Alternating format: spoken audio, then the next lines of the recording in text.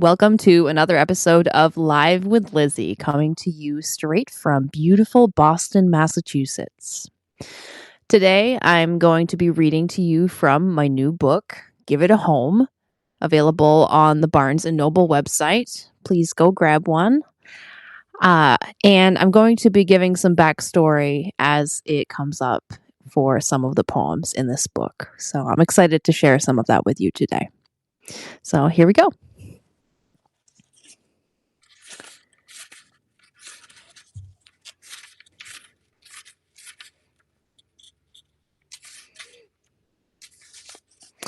Chapter 1, My Life is Crumbling.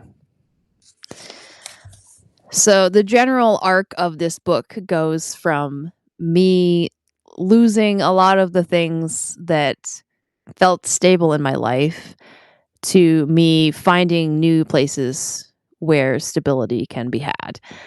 And so we start at the beginning where everything is falling apart. Saltwater. To ease the hook out of your bulging jaw, I would show you the scar that sits in mine. Grew up with folks who went against the law. Yes, they taught my young body how to fight. To ease the harpoon out of your tight fist, I would display the calluses in mine. I'd reveal all the things I had to risk, and also all the gold I got to find. To haul your anchor up from dragging ground, I would teach you a way to coil the chain. I'd show you how it makes a joyful sound, how good oil prevents creeping rust from rain. To ease the salt water taste in your mouth, I'd tell you something sweet to flush it out. So, the deal with this poem, this is actually one of the last poems I wrote in this collection because I wanted to give some sort of clue that we were about to take a journey and that I was going to be talking a lot about myself.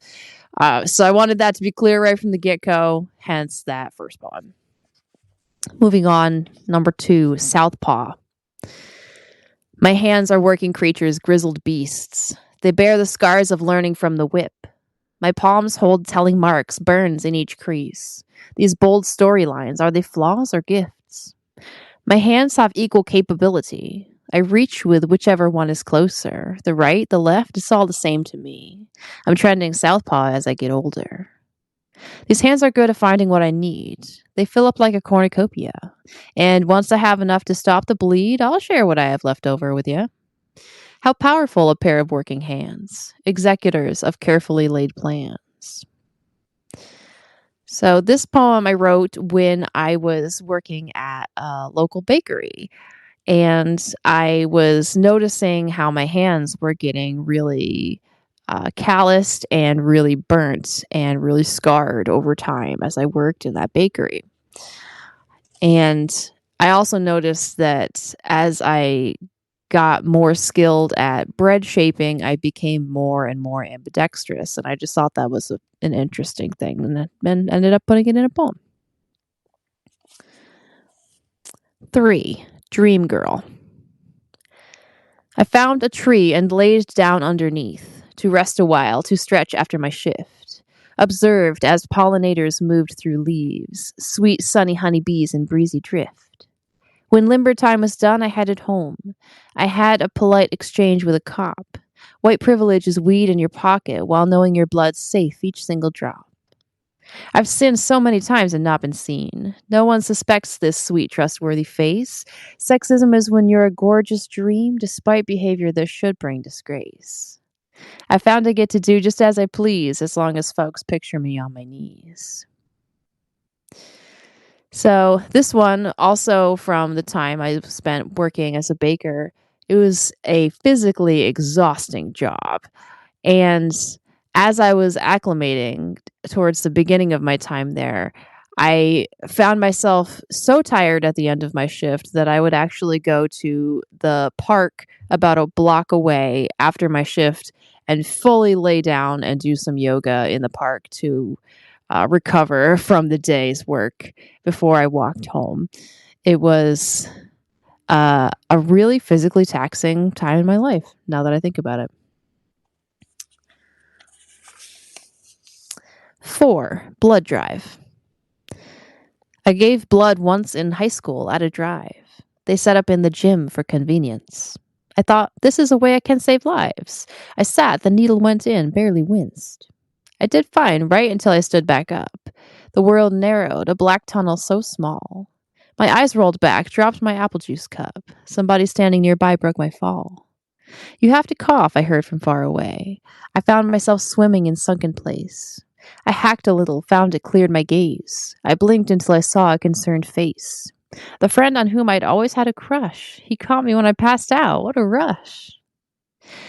This is a true story. This really happened back in my, I think it was my junior or senior year. It must have been my senior year because I would have had to be 18.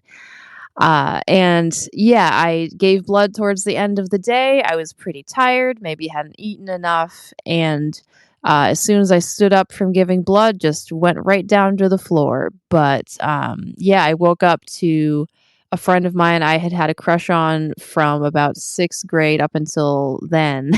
He was the one who was helping me. And it was just a really wild kind of cinematic moment. 5. Silverfish.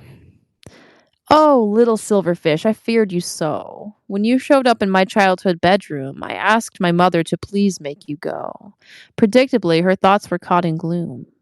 You have to clean, they like a messy space.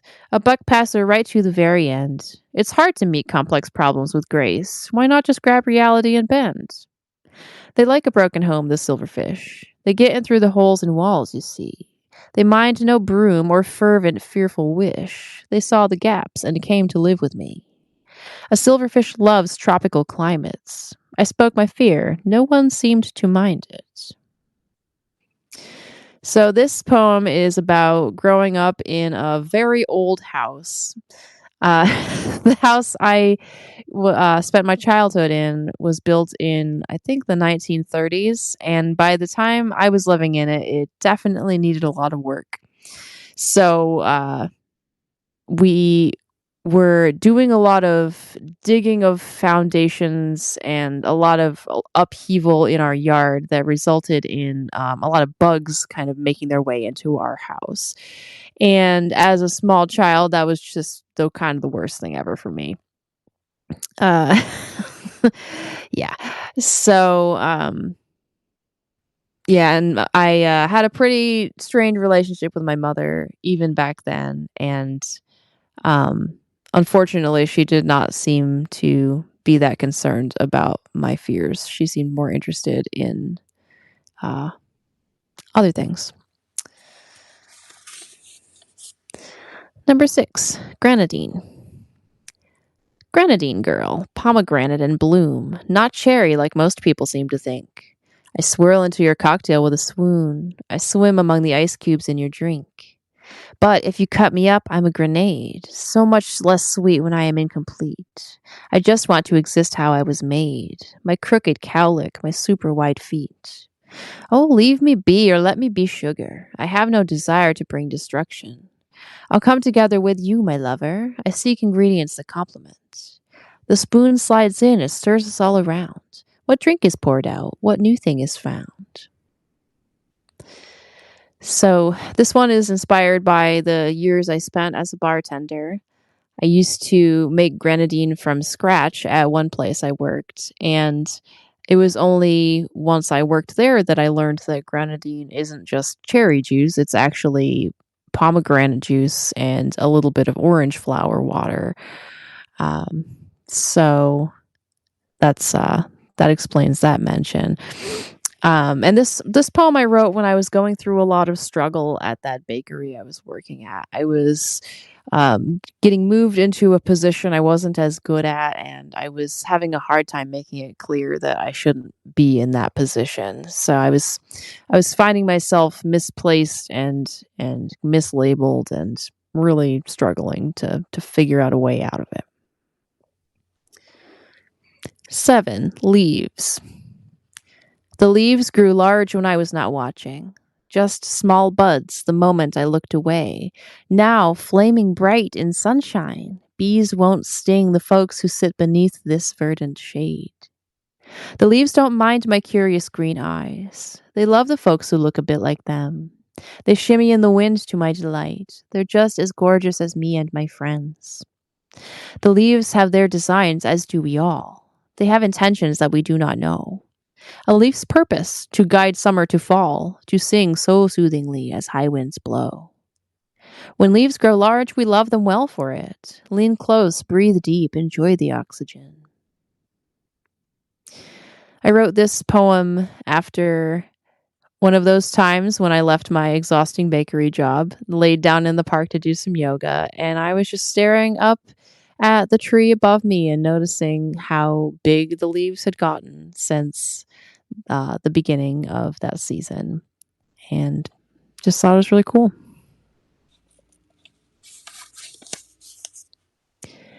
Noticing in the square. A man, unhoused, holds newspapers to sell. Bronze statue of a dog shows off bright nose. Sustained jubilant tones from a church bell. Subway station where people come and go. A fence that needs some mending in one spot. Buds elbowing their way out from branches. A kid tying their shoelace in a knot. Irish bar, years ago, I took chances. A couple holding hands who look my way. The movie theater with the seats so steep. I notice things because I am okay. I'm so damn safe that I'm not scared to speak. I think I know the thing I'm looking for, but of course, my heart is open to more. So I wrote this poem in Davis Square, which is an area in Somerville, Massachusetts. Um, it's an interesting area. It's got a lot of characters, one might say. Uh, I have spent time there in various phases of my life as a really irresponsible college student and as a struggling 20 something, and later on as a more responsible but still struggling 30 something. And yeah, it was interesting to be in that space and be regulated and not be scattered the way I was in my 20s. And I was just so strict. I was stricken by how much more around me I noticed than I used to when I was younger.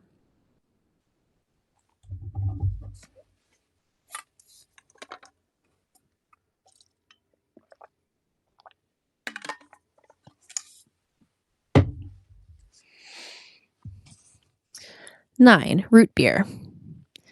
A slow meander home past bright flowers. The blooms smell improbably of root beer. They are all mine these warm afternoon hours. Each day I leave my work and find them here, tucked neatly between sidewalk cobblestones. These messages in bottles each tells more. Small secrets meant to be witnessed alone, which find their way together into lore. The flowers really did smell like root beer, all sassafras, wintergreen, cinnamon. A fine reminder, all's not what it seems. It's good to use all senses to listen.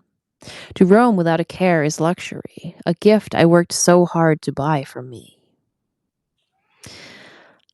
I swear to God, the flowers really did smell like root beer. It was so weird and so unexpected that I just had to write it down because I just couldn't believe it was true. 10. Sundress. In throes of hope, I bought a short sundress, the kind that's meant to show off summer skin. I felt the urge to wear a little less, to hike up the hem of my skirt a bit. I made my world a safer place to live. These days, there are no crowds of groping hands. I can look cute, but still not have to give a single person who wants me a chance. And when I meet someone who fits the bill, I'll make damn sure they know just what I like. The whole point of being a dress to kill is having so much fun you want to die. I found that when I wear a short sundress, 1,000 people want me to say yes. So, about a year ago, I became single after a long relationship. And after being very sad for a while, I got back out there. And something that surprised me was like, oh, Like, I'm not hideous and unlovable. People are attracted to me. Like, maybe everything is gonna be fine. And it was. And is. 11. Butter, Part 1. I want to melt into you like butter. Oh, hear the way I soften with a sigh. I want to be your craving to smother. Rest puddled in a heap in warm daylight. The god of sun may lay his hands on me. His touch, it finds no defense from my dress. The places where his fingers wander gleam, widening golden swaths cover my chest. A field of hay beneath my lazy bones. 1,000 souls rest deeper in the dirt. I'll take my measure of the warmth that glows. I will not rush my dive into the earth. For now, let us swirl into each other. I'll be the honey, you be the butter. So I was experiencing some newfound body acceptance while I was writing this poem. I spent a long time really policing what I looked like and feeling like that would somehow protect me from getting hurt by the world. That's not true. And around the time I wrote that poem, I was starting to let go of that, and it felt really good and still does. 12. Lamp. Bronze lamp forgotten downstairs in the rush. It burns, then flickers, then becomes the night. Brown banister, it knows nothing but touch. Some hands hold it so gently, some so tight. Brass doorknob, burnished by years of living. The sentinel that watches as we move. It does nothing to reveal misgivings. It makes no effort to cause harm or soothe. Bright candles in a silver chandelier. They are the only remnant of the sun. Draw a circle wide with salt and have no fear. You are safe and there's pleasure to be done. Broad hands on my back as we slowly sway. I've been looking forward to this all day. So this was more of a venture into fiction than I normally do. Normally, my poems are based on something that happened in real life, but this was, I guess, more wishful thinking. I was feeling very single at the time, and I think it shows. 13. Birdsong. If you're outside and you can't hear birds sing, best take a beat, kid. Cast your eyes around. There's something wrong if song isn't ringing. There's danger afoot when you hear no sound. Where flocks don't feel it's safe enough to wing, take note and take a hike. Get safe, get gone. The birds are creatures who will tell you things if you would listen closely to their song. Birds, they will flee from danger as should you. The air is a highway to good freedom. There is no honor in holding abuse. Better to take flight, wonder at the sun. The birds will go where it is safe for them. You have the exact same right, my dear friend. So I wrote this poem after I got kind of suddenly let go from that bakery job because I wasn't good at the thing I tried to tell them I wasn't good at. So I was kind of trying to figure out how I felt about that, and I realized that there was no point in trying to be somewhere that I didn't fit in, even if it was somewhere familiar.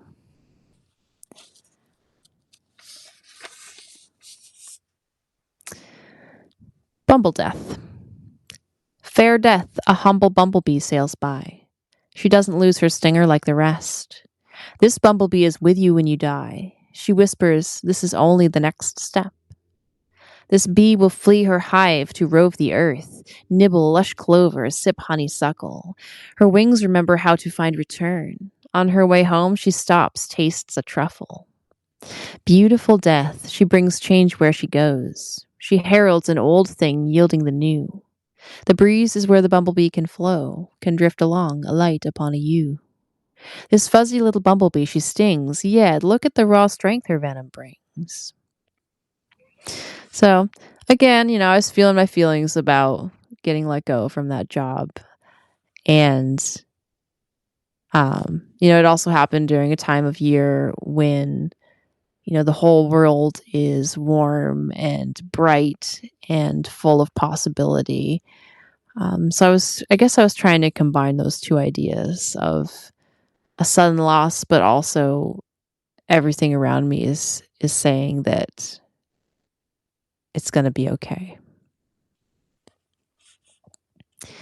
Cabin. The storm gathers as we run for cover. There is a cabin not far off, I heard. The lock on the door is busted, my lover. We are not breaking in, the line is blurred. We need a place to hide from blackened clouds. The door creaks open just as the skies weep. Tell me your secrets, thunder drowns them out. If I confess, will you be mine to keep? The rain assaults the windows, beating fists. It hurls itself against the heartless panes. No matter how it threatens, we resist. Rain can't find us, it does not know our names. This cabin will do for the night, I'm tired. Please, my darling, would you build us a fire? I think this is one of the poems. Goodness. This is one of the poems I have written that actually is better on the page than spoken, because it relies a lot on where the quotation marks are for it to make sense. So it's intended to be a conversation between two lovers who have kind of stolen away somewhere, maybe off in the fields, and a storm happens upon them and they have to figure out what to do. And it's a little easier, I think, to see that when you can see where it's divided up with quotation marks, but I still like it as a spoken word poem.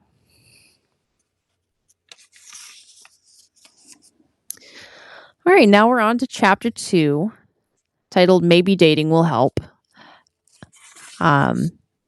This was me trying to just get over my old relationship a little too fast and jump right into dating again.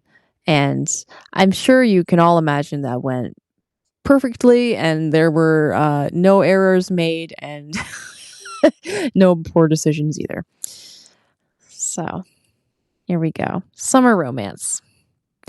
A summer romance feels like what I need. I wish for sunset walks near the ocean. A kiss with someone who's real sweet to me, who looks my way and just can't help but grin. A summer romance feels so damn deserved. My body really wants some hands on it. I want to lay back, just get fucking served. Let someone take care of me for a bit.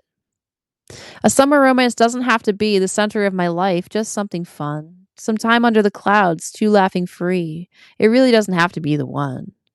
I'm ordering up a summer romance. Just one request, someone who will slow dance. So yeah, I was pretty focused on finding somebody to be with at that time. Probably could have stood to focus a little more on myself and, my own qualities I wanted to work on, but hindsight is 2020, right? Small talk. Do you believe that small talk can exist where thunder is a thing easily found? I lit a candle, burned up all the lists. Turned out I knew the thunder by its sound. The estuary cannot be the sea. A calm pond only knows its tiny home. There is a broader version of my need. I cannot meet it with my hands alone. A thunderstorm at sea is perilous. The tallest ships are first to be struck down. I have no fear. The waves won't come for us. The lightning will miss. Thunder is just loud. Small talk is safe, but it lives on the shore. Sometimes the heart just wants a little more. So this is from when I was on Hinge and just not really excited by the conversations I was having. I felt like everybody there was pretty nice. I didn't dislike the people I was talking to, but I just didn't feel the spark of connection that I was looking for. The water in the well. I see the water down inside the well, so cool and blue and lucid as a dream. When I look at the water, it's my hell. Sometimes I feel like everyone agreed on what we have to do to haul buckets up to the surface so we can slake thirst. To someone like me, it all seems like luck. Not knowing how to get water's the worst. Not sure if it's that I'm too good or bad, too boring or too intimidating, too capable, too strong, too fucking rad. Wish water was rideshare, I'd get ratings. Who wrote the rules for drawing from the well? Do they feel chatty like they want to tell? This poem came after one guy rejected me for saying I was a bunch of really good things. He said that he said I was really smart and pretty and possibly a genius, but he didn't want to date me. So it was pretty confusing, and that's where this poem came from. Sit on back. I want to feel like I'm captivating, like I'm the only thing worth looking at. Don't want someone who craves me for mating. I won't deep clean your house, no thanks to that. I want your eyes to rest gently on me, because you seek the way I make you feel. Your eyes following where my hair falls free. Your heart convinced this might be something real. I want to be the one who gets approached. I hear I'm intimidating, I do, but that's just because this girl is the most, and I know myself all the damn way through. I think I'm going to sit on back and wait. Let's see what wanders my way through the gate. So this came from me deciding to stop being so goddamn thirsty and focus a little more on myself and a little less on who was going to say they loved me and thus make me worthy. I was starting to get there. Heat. A single bead of sweat born on my neck, slow trails one finger gently down my spine. Each vertebra, a hill, a little test. Each space between, a sweet valley divine. From whose hand does this finger branch away? They stand out of sight. These eyes cannot see. I feel their touch on melting summer days. I do not have to seek. They come to me. A sudden shiver as the wind picks up. A cool breath whispers softly in my ear. Oh, come with me and sip the loving cup. There's room right next to me. Oh, come sit near. Breathe in, breathe out, a small pause in between. This is a new touch. Find out what it means. I was horny. That is all. Butter, part 2. Come, celebrate the warm afternoon light. It finds no barrier at the window. The sky yawns wide, jaw unleashes the bright. We're up so very high, soft grass below. The heat travels quite far to be with us. It yearns for light years, then it finds our skin. It rides here on a galactic school bus, sunbeams like children talkative within.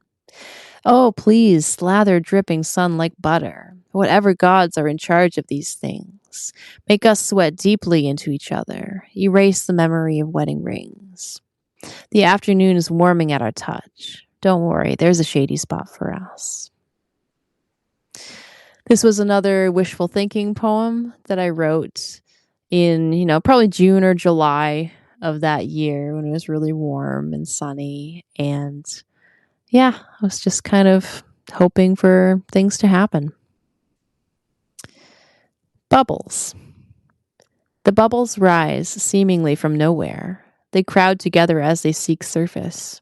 Air travels through water. While it is there, it shares that there are other worlds than this. Expanding outward in all directions, the bubbles join to form a common cause. They pool an oasis of connection. Now I can finally breathe, take a pause. 2 bubbles soar above the rest of them, a spiraling dance racing in joy flight. A new thing growing, some new life within. Sweet man took me to see Rufus Wainwright. The water's not my home, it is the sky. Do I have company for when I fly? So, I need a sip of water before I explain this one.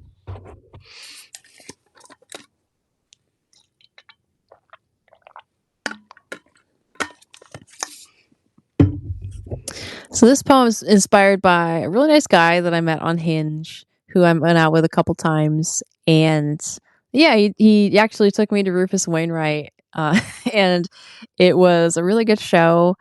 And yeah, I thought that it might be something. I thought it might be a good match. I was starting to feel hopeful, and then he was the one who actually told simultaneously told me I might be a genius and that he also couldn't be with me. So it was weird, a weird ending to a short, uh, not so torrid affair.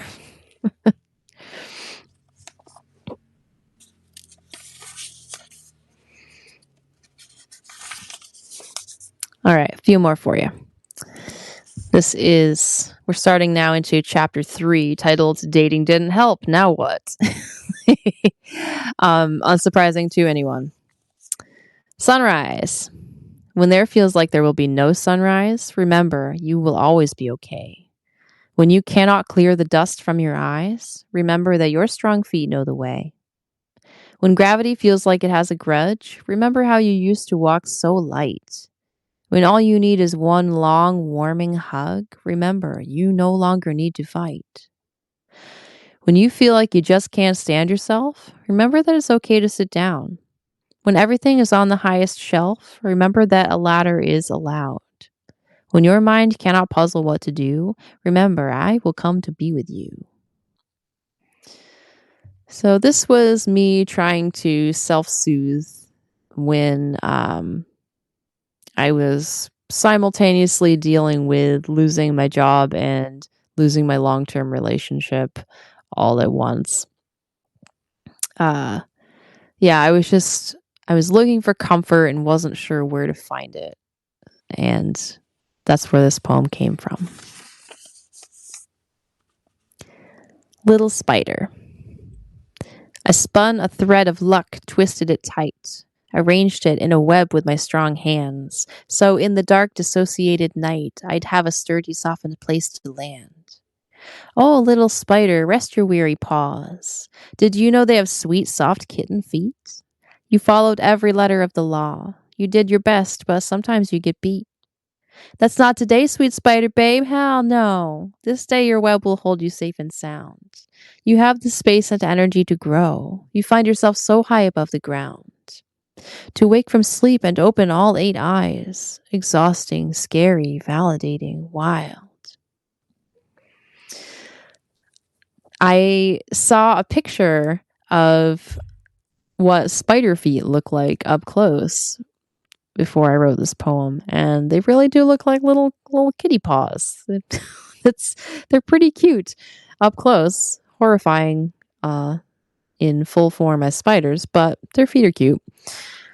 Um, yeah, this poem I wrote after I moved into the place I found after my long-term relationship ended. It's the place I'm sitting in right now, actually. I'm up on a 3rd floor, so it feels like it's a little bit separated from the city life below, which is really nice. Easier. My life seems to be getting easier. I'm getting more skilled at accepting help. These two concepts, they collude, that's for sure. I used to rely only on myself. Earlier in my life, that way made sense. I wanted to be cooperative, but my caregivers were incompetent and I was just trying to fucking live. Things worked better alone for a while, true, compared to harmful influences, sure. I have never been able to get that line without flubbing it. Maybe one day. But some time passed, I started to feel blue, and I began to crave a little more. Deep breath, reach out, and try it all again. Surely someone in this world is a friend. This poem is unfortunately based on true stories.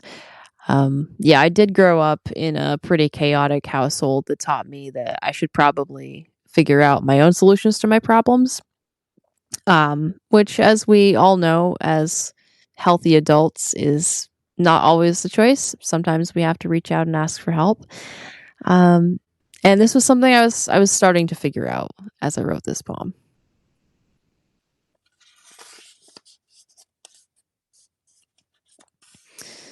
All right, one more for you today. I really appreciate everyone who joined to listen to me. It's such a treat to have you all here. So one more and then we'll wrap it up. I choose.